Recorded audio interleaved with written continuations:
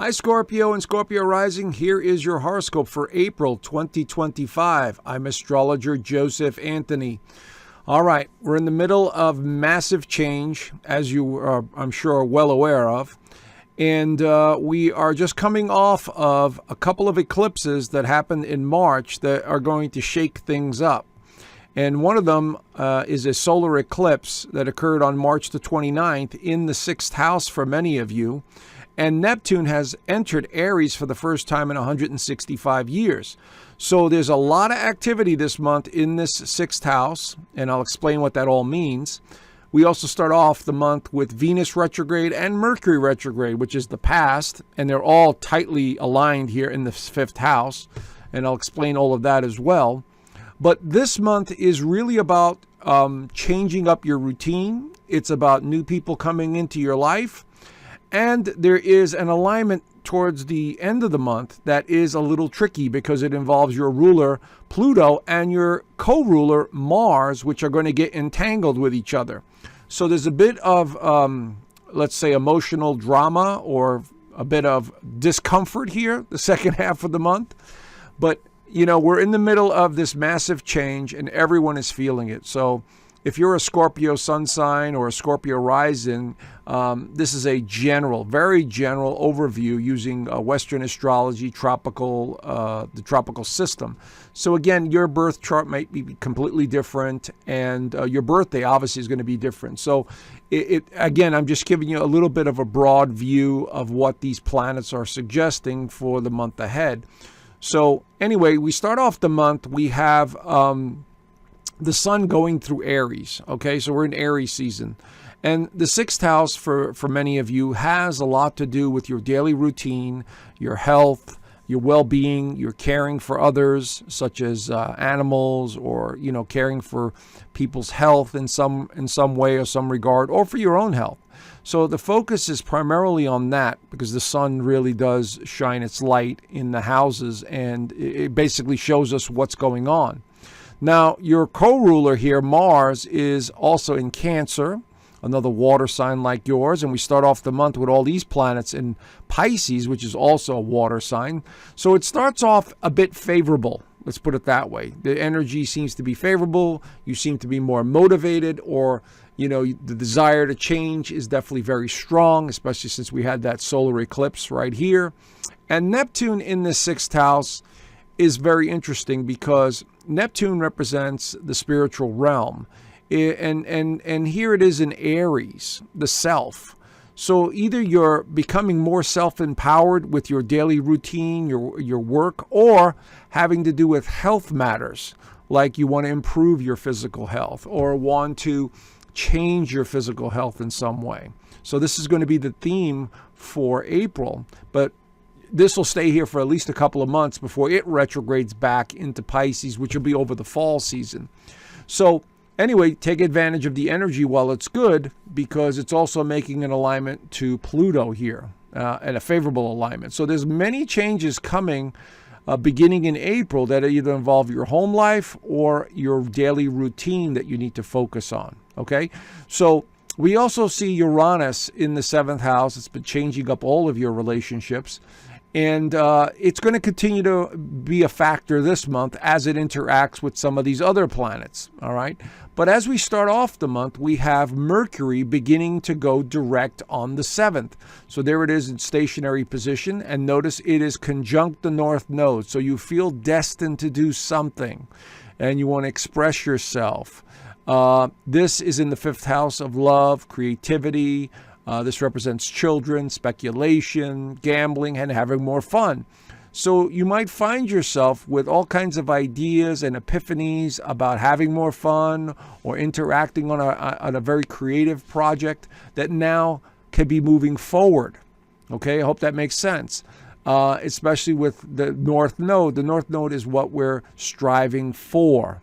Okay, and so Mercury picking up speed, that's going to help a lot. Now, not only is Mercury conjunct the North Node, it's also making a favorable alignment to Mars at the same time. So this is why I say the beginning of the month could be quite favorable for many of you. So you need to take advantage of ideas or concepts or something new that's coming in that involves another person, such as a child, this could be very beneficial. So look out for that as Mercury continues to make its way forward.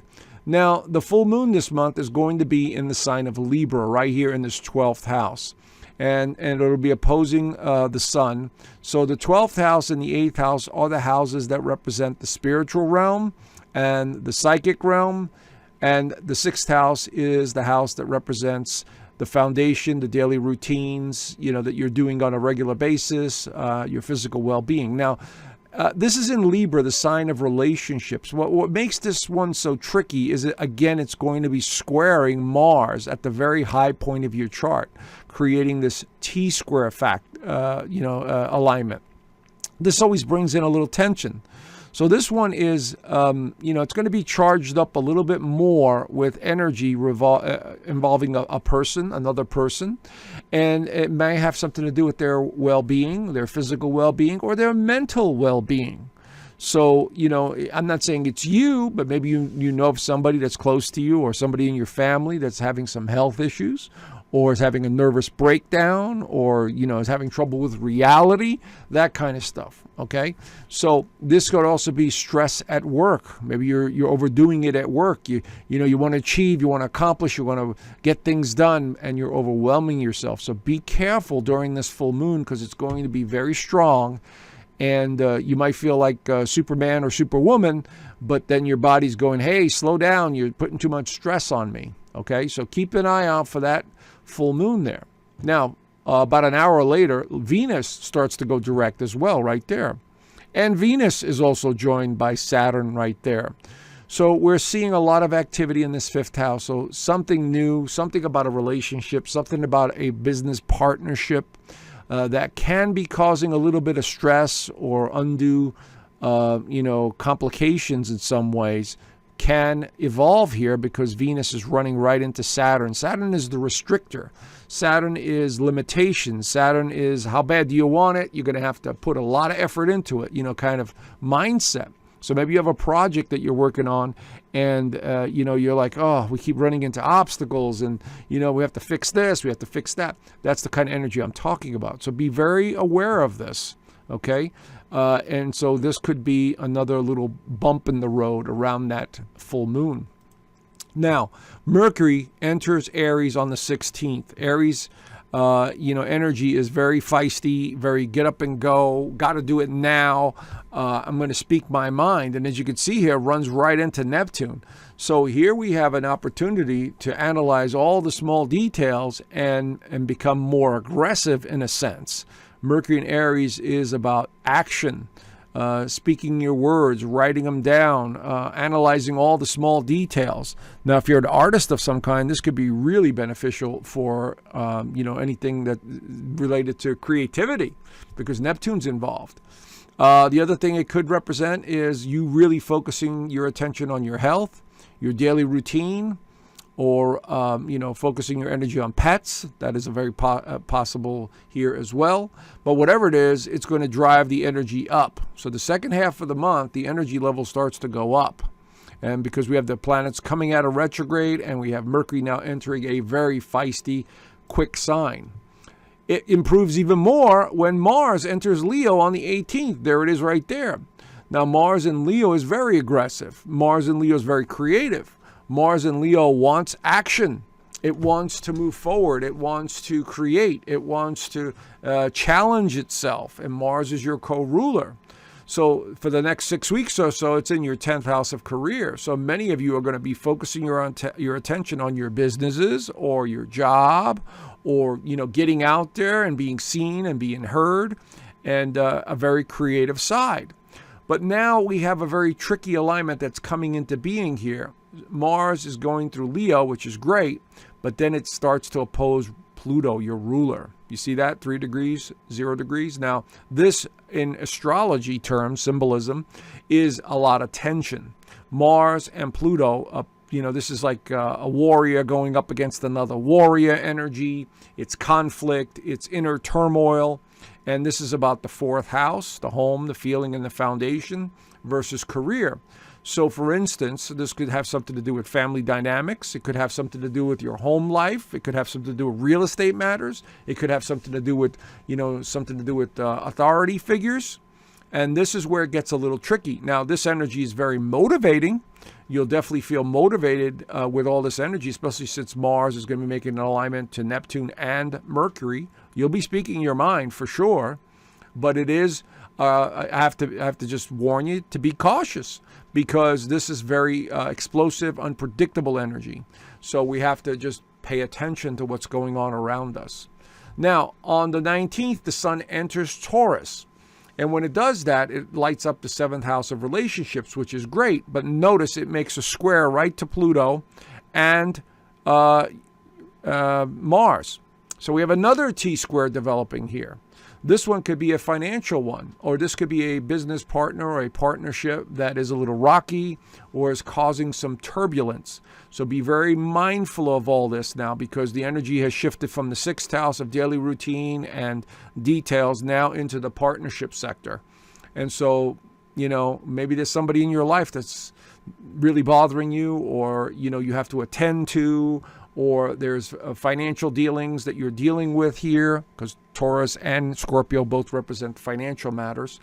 And so there is definitely a little bit of a trickier energy coming in, especially around the 26th, when Mars and Pluto oppose each other exactly.